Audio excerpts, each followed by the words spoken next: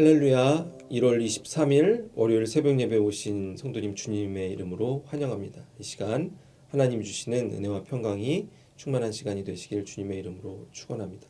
함께 찬송가 474장 의원 되신 예수님의 찬송하심으로써 새벽 예배를 시작하도록 하겠습니다.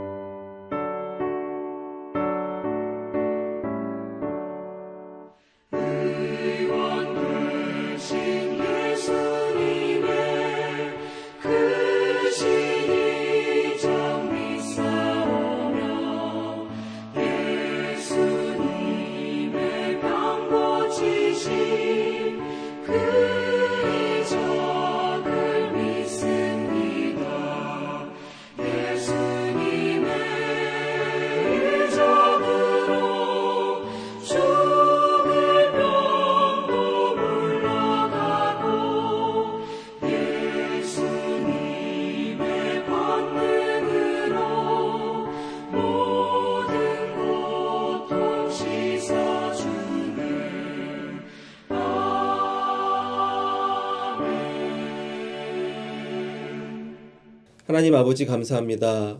우리에게 또 새로운 하루를 허락하여 주심에 감사를 드립니다. 오늘 하루를 시작하기에 앞서 먼저 하나님을 찬양하고 하나님의 말씀을 듣습니다. 이 시간 우리의 마음 문 열어주셔서 하나님의 음성을 듣는 시간 되게 하여 주시옵소서. 특별히 오늘 우리의 기도 제목인 ANCC를 위해서 우리가 한마음으로 기도합니다. ANCC를 이끌어가는 마이클 목사님 그리고 모든 목회자들과 모든 스태프들 하나님께서 성령의 능력을 더하여 주셔서 우리의 다음 세대들이 하나님을 더 많이 알아가고 악하고 이 험한 세상 속에서 하나님의 사랑의 빛을 비추는데 부족함이 없는 자녀로서의 삶을 감당할 수 있게 인도하는 ANCC 교회가 되게 하여 주시옵소서.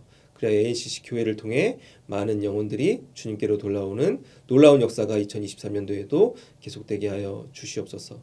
이 시간 하나님의 말씀을 듣습니다. 살아계신 하나님의 말씀을 들을 때 우리의 심령이 회복되고 하나님 주시는 평안과 소망을 경험하는 은혜의 시간이 되게 하여 주시옵소서. 우리의 모든 기도의 제목들이 하나님의 능력 안에서 응답받는 은혜의 시간 되게 하여 주시옵소서. 성령의 음성을 듣게 하여 주시옵소서. 감사드리며 살아계신 주 예수 그리스도의 이름으로 기도하옵나이다. 아멘.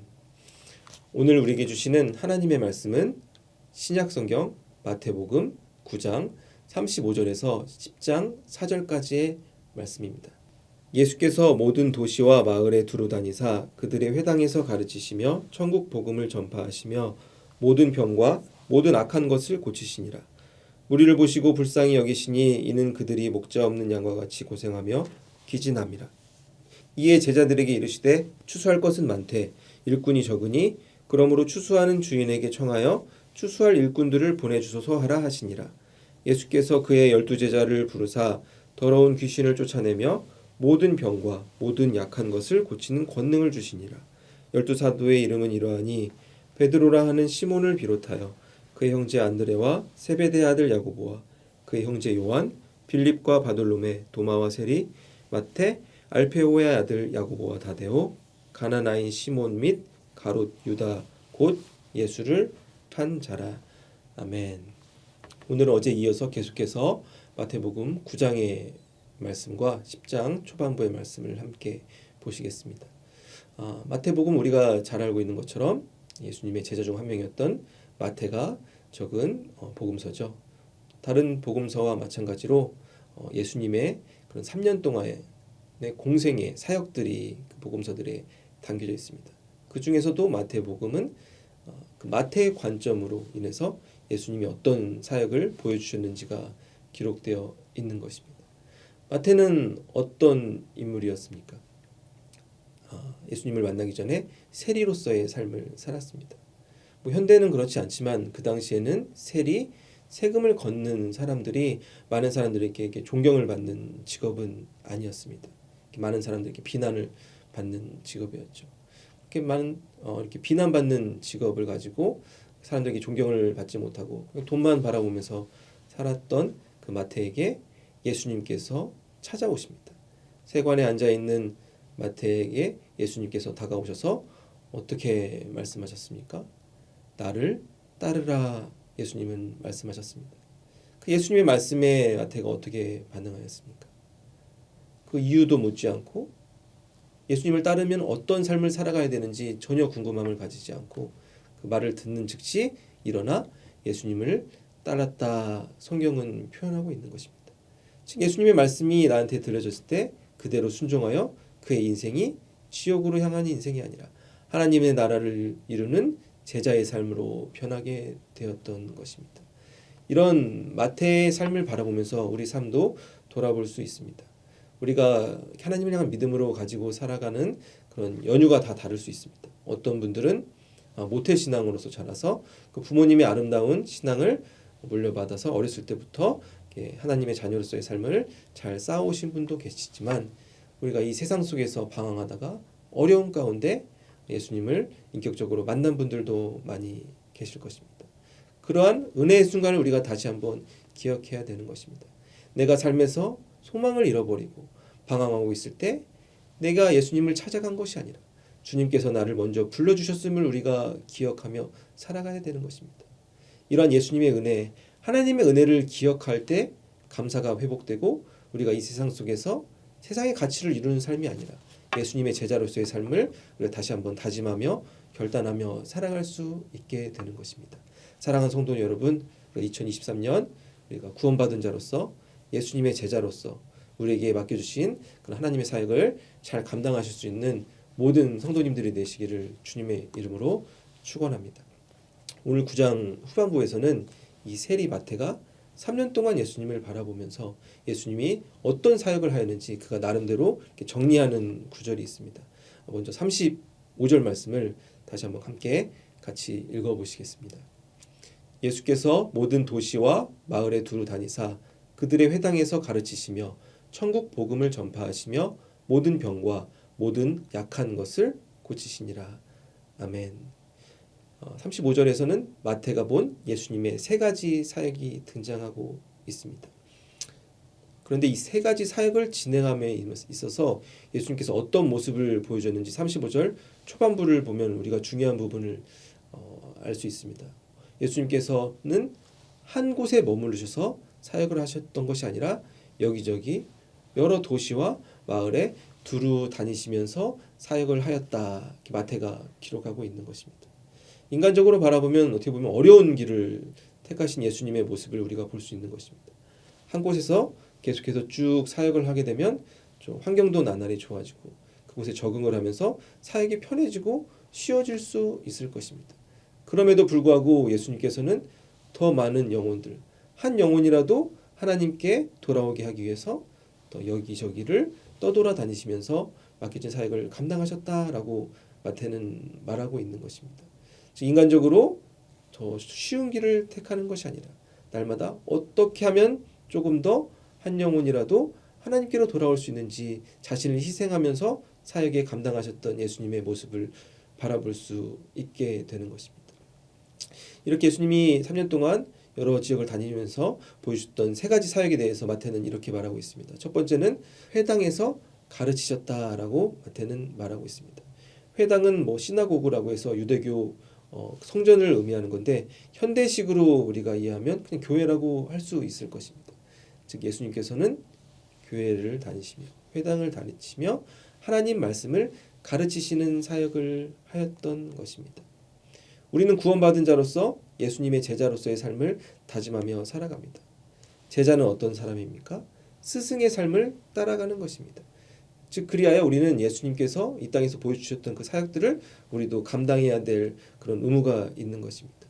교회 안에서는 여러 가지 사역들이 진행됩니다. 먼저 예배를 드리게 되죠. 그런데 교회 안에서는 예배만 진행되는 것이 아니라 여러 가지 성경 공부라든가 양육 프로그램이 있음을 우리가 볼 수 있습니다.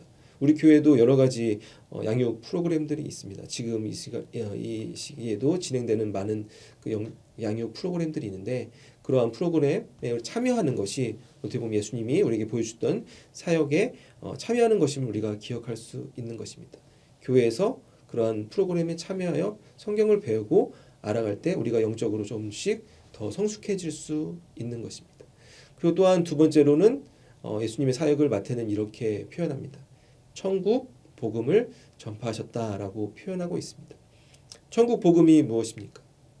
바로 천국이 가까웠다.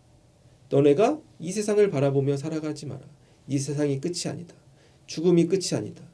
나를 믿음으로 말미암아 너희가 영원한 생명, 천국의 삶을 살아갈 수 있다.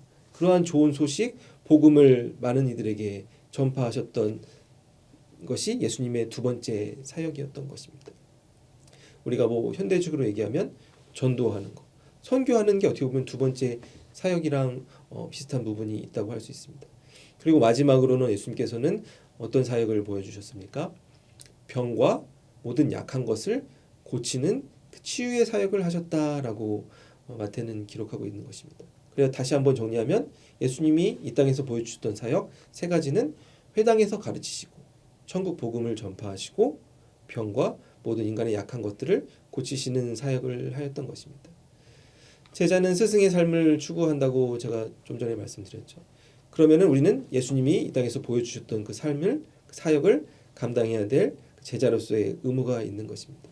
그런데 예수님의 이 사역 세 가지를 바라보면서 첫 번째, 두 번째 사역은 우리가 좀 인간적으로 부담되지만 우리가 좀 감당할 수 있을 것 같다라는 생각이 들지만 마지막 세 번째, 병과 약한 것을 고치는 사역을 우리가 감당할 수 있을까? 그런 마음에 부담을 느낄 수가 있을 것입니다. 그런데 이러한 마음이 들 때 우리가 어떤 생각을 해야 됩니까?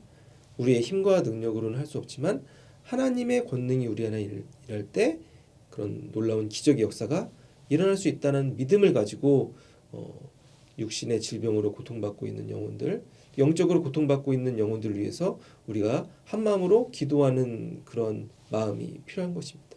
그래야 지금 이 순간에도 우리 교회에도 환우 기도팀이 있죠. 모든 그런 환우들을 위해서 한 마음으로 기도하는 분들이 있는 것입니다. 우리가 인간적인 힘으로 그들을 치료할 수 없지만 하나님의 권능의 손이 그들에게 임하고 치료의 강선이 임할 때 기적의 역사가 일어나게 되는 것입니다. 그 치유의 역사로 말미암아 그의 가족들의 영혼들이 또 하나님께로 돌아오는 놀라운 구원의 역사가 그 고난의 길에서 축복으로 변하는 삶을 통해 이어질 수 있게 되는 것입니다.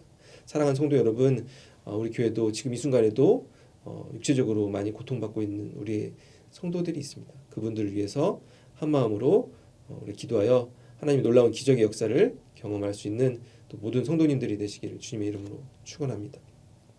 이어서 36절에 마태는 이어서 예수님의 사역에 대해서 이렇게 말씀하고 있습니다. 36절 말씀 함께 보시겠습니다. 무리를 보시고 불쌍히 여기시니 이는 그들이 목자 없는 양과 같이 고생하며 기진함이라. 아멘. 예수님이 그 자신을 따르는 많은 사람들을 보고 어떠한 마음을 가지셨다고 하였습니까? 불쌍히 여기셨다라고 표현하고 있습니다. 이 불쌍히 여기다는 표현을 영어 성경을 보시면은 compassion이라는 단어가 사용되어 있습니다. compassion이라는 단어는 다른 이의 고통을 동감하고 공감한다, 연민 그런 의미를 가지고 있습니다. 근데 이 compassion이라는 단어를 들으면 현대 많은 크리스찬들에게 익숙한 단어인 것을 우리가 기억할 수 있습니다. 국제 어린이 보호 단체 이름이 컴패션이죠. 1950년대 미국의 스완슨 목사님이 세우신 기독교를 기반으로 한 세계 많은 어린이들을 돕는 단체인 것입니다. 어린이들의 고통을 공감한다. 이제 그러한 의미를 가지고 그 단체의 이름으로 사용되고 있는 것입니다. 예수님께서 수많은 무리들을 보시면서 그 불쌍히 여기는 마음을 가지셨던 것입니다. 이 불쌍히 여기다는 단어를 또 그리스어로 살펴보시면은 몸속에 내장, 심장이라든가 그런 창자 같은 그런 의미의 어원을 가지고 있습니다. 즉 예수님께서 그 고통을 느끼셨던 것이 가슴속이 찢어지는 듯한 그런 안타까운 슬픈 고통을 느끼셨다는 것을 우리가 이 어원을 통해서도 생각해 볼 수 있는 것입니다. 다른 이의 고통을 바라보면서 나도 또한 이렇게 마음이 아파지는 그런 연민의 마음, 공감할 수 있는 능력은 인간이 가지고 있는 본능이라고 할 수 있습니다. 요즘에 집으로 이렇게 돌아가는 길에 이렇게 집의 근처에서 신호등에서 항상 멈추면은 거기 항상 이제 이렇게 구걸하는 분들이 많이 계십니다. 근데 그 중에서 요즘에 어떤 분들이 추운 날씨에 어떤 멕시코 여인으로 보이시는 분이 조그만 아이를 이렇게 손에 잡고 뒤에는 또 아기를 안고 이렇게 사인판을 들고 이렇게 돈을 요구하시는 모습을 이렇게 항상 이렇게 볼 때가 있습니다. 그들을 볼 때 마음이 너무나 아프고 고통스러운 것을 느끼게 되는 것 같습니다. 어떤 사연을 가지고 있는 분들인지 모르지만 그 아무런 그 죄 없는 아이들이 추운 날씨에 길거리에서 이렇게 고통받고 있는 모습을 보면서 좀 세상이 원망스러운 마음도 들고 마음이 고통스러운 순간들이 있는 것 같습니다. 여러분들도 뭐 저와 비슷한 이런 마음들이 드는 순간들이 분명히 있을 것입니다. 우리가 미디어를 통해서 여러 가지 어려움을 경험하고 있는 사람들을 볼 때도 있고 또 주변에 또 고통받는 우리 많은 이웃들이 있지 않습니까? 인간적인 힘으로 해결할 수 없는 고난 속에 있는 수많은 사람들이 있는 것입니다. 그런데 예수님께서는 그 수많은 무리들을 보면서 그들의 고통을 공감하는 마음을 먼저 가지셨던 것입니다. 그러면서 그 우리 인간의 삶을 비유적으로 표현하셨습니다. 무엇에 비유를 하셨죠? 양으로 비유를 하셨습니다. 인간의 삶이 양과 같다. 근데 왜 양으로 비유를 하셨을까요? 먼저 양이 어떤 동물인지 우리가 한번 생각해 볼 필요가 있습니다. 양은 자신의 힘과 능력으로 자연에서 스스로 생존할 수 없는 동물입니다. 흔히 가축이라고 하죠. 인간의 보호와 보살핌이 필요한 동물들이 있습니다. 쉽게 우리가 생각해 보면 소 같은 것도 그런 동물이라고 할 수 있습니다. 양은 자신 스스로 자신의 삶을 개척해 나갈 수 없는 인생인 것입니다. 바로 다음에 먹을 식량 같은 것도 스스로 만들 수 없고 어디로 가야 될지 앞길도 알지 못하는 그런 안타까운 인생이 그런 양이라고 할 수 있습니다. 즉 양에게 목자가 없으면은 언제 죽을지 모르는 불안한 인생이 펼쳐진다는 것을 우리가 생각해 볼 수 있는 것입니다. 무리를 보시면서 예수님께서는 불쌍한 마음이 드시고 그들이 바로 목자 없는 양과 같다라고 말씀하고 있는 것입니다. 즉 이 세상 속에서 넘어졌을 때 혼자 스스로 일어날 수 없는 양과 같은 삶이 우리 인간의 삶이다. 인간의 숙명이다라고 예수님께서는 말씀하고 계신 것입니다. 세상의 많은 사람들은 인간의 삶 속에서 고통을 만나면 그 고통 속에 파묻혀 삶의 소망을 잃어버리는 사람들이 많이 있습니다. 그들이 영혼이 파괴되고 점점 더 불행의 나락으로 치닫게 되는 것입니다. 이러한 삶을 살아가는 많은 영혼들에게 우리가 그들을 도와줄 수 있는 방법이 무엇입니까? 우리 힘으로 직접 일으켜 드리는 것이 아니라 목자 대신 주님을 바라보는 삶을 살아갈 수 있도록 그들에게 복음을 전하는 삶을 우리가 살아가야 되는 것입니다. 사랑하는 성도 여러분, 우리가 우리 주변에 있는 아직도 하나님 모르는 수많은 영혼들에게 하나님의 능력을 전하고 하나님의 사랑을 전하고 복음을 전할 수 있는 그러한 구원의 통로의 삶을 살아가실 수 있는 모든 성도님들이 되시기를 주님의 이름으로 축원합니다. 오늘 말씀을 보시면은 예수님이 보여주셨던 그 세 가지 사역, 모든 사역의 목적들이 무엇인지 우리가 정리해 볼 수 있습니다. 예수님이 이런 사역을 감당하셨던 가장 큰 목적은 바로 영혼 구원을 위하고 천국 소망을 그들에게 전하기 위함이었다는 것을 기억해야 되는 것입니다. 그리하여 또 예수님께서는 이어서 37절에 그런 사역이 어떻게 진행돼야 되는지 제자들에게 이렇게 말씀하십니다. 37절 말씀 함께 읽어보시겠습니다. 이에 제자들에게 이르시되 추수할 것은 많되 일꾼은 적으니. 아멘. 예수님께서 또 다른 비유를 사용하셨죠. 추수라는 단어를 사용하셨습니다. 어른분들은 추수가 어떤 뜻인지 다 이해하고 계시지만 젊은 분들은 잘 이해할 수도 없습니다. 없을 수도 있을 것입니다. 추수는 한자어입니다. 가을 추, 수는 거두다라는 의미를 가지고 있습니다. 가을에 거둔다. 많은 그런 곡식들이 가을에 다 이제 열매가 익어서 어떻게 보면 인간이 이제 거둬야 되는 순간들이 오지 않습니까? 그래 우리의 인간의 삶을 곡식으로 표현한 것입니다. 지금 이제 추수할 때가 다 되었다. 빨리 이 곡식들을 거두어야 된다라고 예수님께서는 비유적으로 표현하고 계신 것입니다. 즉 곡식들이 구원받아야 될 수많은 영혼들을 의미한다는 것을 우리가 비유적으로 이해할 수 있는 것입니다. 추수할 시간이 다 됐는데 지금 일꾼들이 부족하다. 지금 굉장히 안타깝고 상황이 급한 상황이다라고 예수님께서는 제자들에게 말씀하고 있는 것입니다. 그럼 이런 순간에서 우리는 어떻게 해야 되는지 예수님께서는 또한 이어서 38절에 제자들이 이렇게 말씀하십니다. 38절 말씀 다시 한번 함께 읽어보시겠습니다. 그러므로 추수하는 주인에게 청하여 추수할 일꾼들을 보내주소서 하라 하시니라. 아멘. 어떻게 보면 오늘 이번 38절이 가장 중요한 말씀이라고 할 수 있습니다. 제자들에게 기도의 제목을 주시는 모습이 38절에 담겨져 있는 것입니다. 지금 우리가 수많은 영혼들이 있다. 그들을 얼른 하나님께로 인도해야 된다. 시간이 지나면 그들의 영혼이 지옥으로 향하는 안타까운 그런 급한 상황 속에 있다. 그럼 우리가 어떻게 행동해야 되냐? 예수님께서 그 해답을 주고 계신 것입니다. 38절에 예수님께서는 뭐라고 말씀하십니까? 추수하는 주인에게 청하여야 된다라고 말하고 있는 것입니다. 즉, 이 평야의 주인이 누군지 우리가 기억해야 되는 것입니다.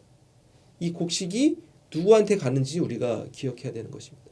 이 곡식을 심은 자가 누구신지 우리가 기억해야 된다는 것입니다. 만물의 주인이 되시고 세상을 창조하시고 우리 삶의 주인 되시는 하나님께 청해야 된다. 하나님께 기도하는 삶을 우리가 먼저 사는 것이 제자의 본분이다라고 말씀해주고 있는 것입니다. 인간적으로 바라봤을 때는 우리가 지금 이 곡식들이 금방 땅에 떨어질 것 같은 안타까운 상황 속에 있습니다. 하지만 우리 주인이 일꾼들을 보내주실 수 있다는 믿음을 가지고 살아가야 된다. 예수님께서는 제자들에게 말씀해주고 계신 것입니다. 나의 힘으로 혼자의 힘으로 나의 맡겨진 사명을 잘 감당할 수 없음을 너희가 인정해야 된다. 하나님의 능력을 간구하고 기도하는 삶을 살아가는 것이 제자로서의 삶인 것을 기억해라. 예수님께서는 제자들에게 오늘 우리에게 말씀해 주시고 계신 것입니다. 즉 세상을 의지하며 사역을 감당하는 것이 아니라 우리가 인간적인 기술이나 지혜로 우리의 맡겨진 사명을 감당하는 것이 아니라 모든 것이 주인 되시는 하나님을 의지하며 복음을 전하는 제자의 삶을 살아가야 된다라고 말씀해 주고 있는 것입니다. 우리가 복음을 전하는 게 어려운 이유가 무엇입니까? 세상에 많은 사람들이 사탄과 마귀에 붙잡혀 있는 그런 안타까운 삶을 살아가고 있는 것입니다. 사탄과 마귀는 영혼들이 하나님께로 오는 것을 지금 이 순간에도 방해하고 있는 것입니다. 그래야 우리가 우리의 힘과 능력으로는 복음을 전하는데 어려움을 경험할 수 있는 것입니다. 사랑하는 성도 여러분, 오늘 하루의 삶 가운데서도 우리가 하나님의 능력을 힘입어 구원의 방주 역할을 잘 담당하시는 성도님들이 되시길 주님의 이름으로 축원합니다. 마지막으로 10장 1절에서 예수님께서는 우리 제자들이 어떻게 이 사명을 잘 감당할 수 있을지 다시 한번 이렇게 우리에게 말씀해 주고 계십니다. 예수께서 그의 12제자를 부르사 더러운 귀신을 쫓아내며 모든 병과 모든 약한 것을 고치는 권능을 주시니라. 아멘. 우리가 인간적으로 생각했을 때는 모든 귀신을 쫓아내고 병을 고치고 약한 것을 고치는 것을 우리 힘으로 할 수 없다 이렇게 생각할 수 있습니다. 하지만 예수님께서는 제자를 부르시고 그들에게 무엇을 주셨습니까? 권능을 주셨습니다. 너희들의 힘으로는 이 모든 병과 귀신을 쫓아내는 능력과 악한 것을 치료할 수 없지만 예수님이 주시는 권능으로 말미암아 너희가 이러한 사역을 감당할 수 있다. 예수님께서는 약속해주고 계신 것입니다. 이러한 예수님의 말씀을 기억하며 우리를 통해 많은 영혼들이 치료되는 그런 기적의 역사, 구원의 역사를 경험하실 수 있는 모든 성도님들이 되시길 주님의 이름으로 축원합니다. 오늘 말씀 정리하겠습니다. 우리가 세 가지를 생각해 보겠습니다. 첫 번째로는 예수님께서 어떤 사역을 감당하셨습니까? 첫 번째로는 회당에서 가르치시고, 두 번째로는 천국 복음을 전하시고, 마지막으로는 영혼들, 육신의 병 그리고 마음의 병을 가진 사람들을 치료하시는 고치는 사역을 감당하셨습니다. 우리가 이 땅을 살아가면서 많은 사람들의 영혼을 불쌍히 여기는 마음을 가져야 되는 것입니다. 그리고 마지막 세 번째로는 우리가 제자로서의 삶을 살아가기 위해서는 예수님의 권능을 의지해야 되는 것입니다. 이 평야의 주인 되시는 하나님을 의지하며 우리가 맡겨진 사역을 하루하루 감당할 때 우리를 통하여 하나님의 놀라운 그 기적 역사가 일어날 수 있게 되는 것입니다.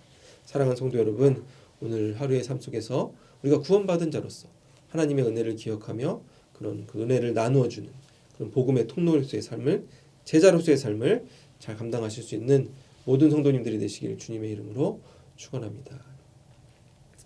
하나님 아버지 감사합니다. 오늘 우리에게 또 말씀을 주시니 감사합니다.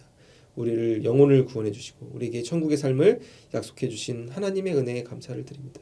우리가 우리만 구원받는 삶을 살아가는 것이 아니라 제자로서의 사명을 잘 감당하는 우리가 되게 하여 주시옵소서. 우리의 힘과 능력으로서는 제자로의 삶을 감당할 수 없습니다. 예수님이 주시는 권능을 의지하여 우리를 통해 많은 영혼들이 주님께로 돌아오는 놀라운 구원의 역사가 일어나게 하여 주시옵소서. 그들의 마음을 문을 열어주셔서 하나님의 말씀이 들려지게 하여 주시옵시고, 세상을 바라보며 살아가는 그런 목자 없는 양과 같이 사는 삶이 아니라 우리의 삶의 목자 되시는 예수님을 붙잡고 살아가 이 세상에 줄 수 없는 기쁨과 평안을 누리며 천국으로서 향하는 삶을 우리 모두가 함께 살아갈 수 있게 하여 주시옵소서. 오늘 하루 삶을 통해서 하나님의 복음이 우리의 삶에 충만하고 만인들에게 나눠주는 귀한 그런 사명을 감당하는 하루가 되게 하여 주시옵소서. 이 모든 것에 감사드리며 살아계신 주 예수 그리스도의 이름으로 기도하옵나이다. 아멘.